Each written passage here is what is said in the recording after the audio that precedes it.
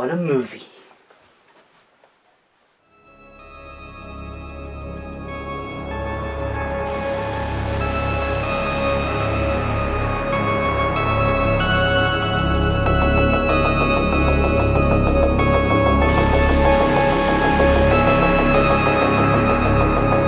Michael, you're not reviewing the movie with me. You can't even talk.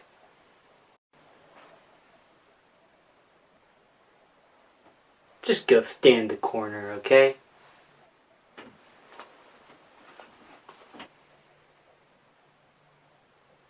Yeah, that's right.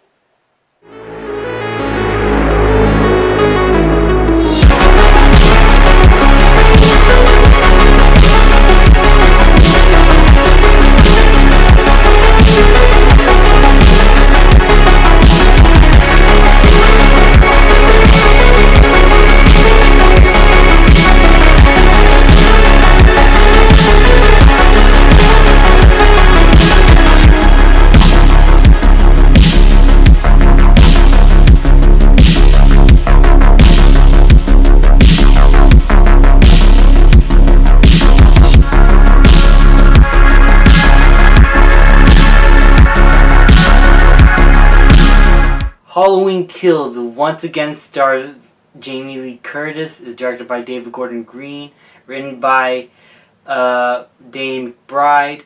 A bunch of the cast members from the first film return here. James Jude Courtney, who plays Michael Myers, also returns. And some familiar faces from the original movie also return. Well, not all the actors from the original film return to play the same characters. Many of the same characters themselves do return in this one. And so, it feels like the Avengers Infinity War of the Halloween franchise in a way. I'll get to that in my spoiler review. Basically, the story goes like this. Michael Myers escaped. He has somehow got free from Laurie's house and from Laurie's trap, and is now once again wreaking havoc on Haddonfield.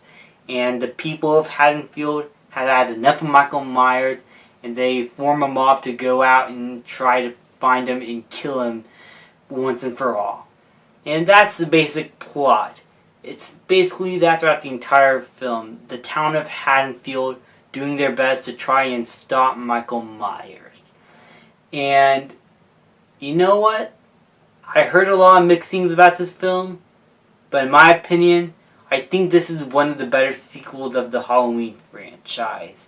And I think some of the criticisms the film has are actually some of my actual positives of the film. And I'll explain that in a little bit. Let's first talk about what I enjoy. The acting. Anthony Hall, who plays Tommy Doyle, who is probably the heart and soul of the film, is great in the film, though he does overact a little bit at times. You can tell that there's still a little boy inside him.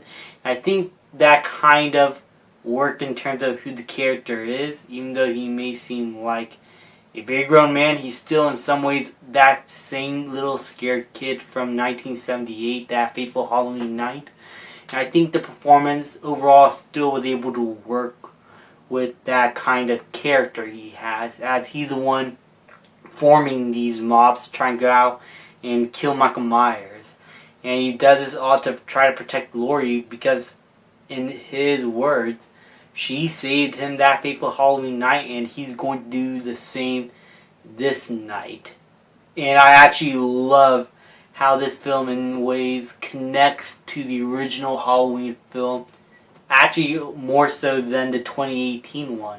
While this is a straight up follow-up because of the events and consequences of the 2018 film, it connects a lot more to 1978, especially with the flashback segments, which worked very well in my opinion, and were actually done pretty accurately. It feels like you are watching an extension of the 1978 Halloween film. It was done that well.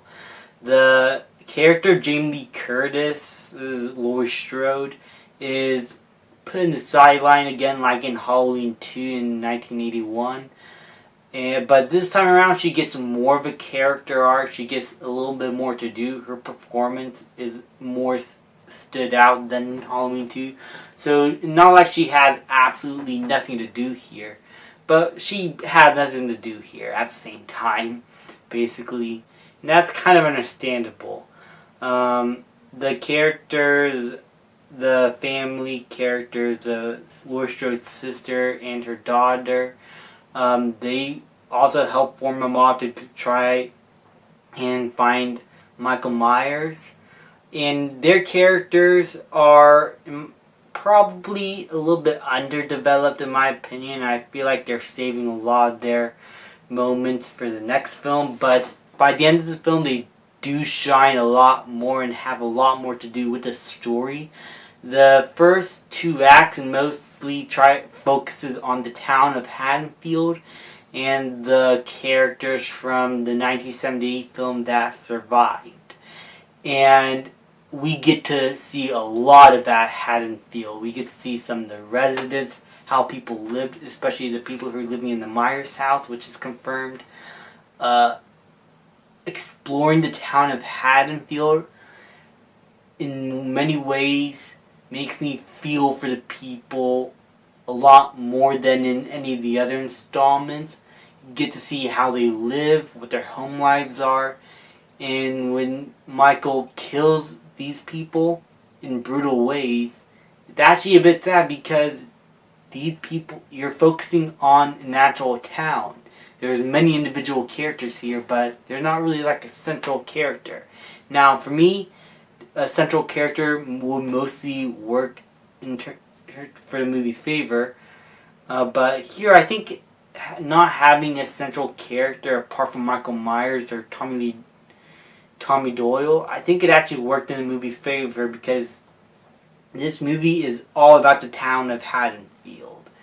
And it's about how these people are trying to stand up to the evil that is spreading upon their city and how they're trying to fight it back. But it also shows some of the problems with forming a mob and how sometimes you could get the wrong person or you could accidentally hurt the wrong people.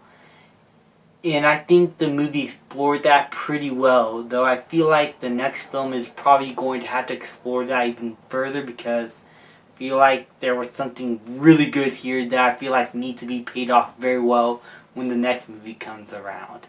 But as of right now, I think it worked in terms of seeing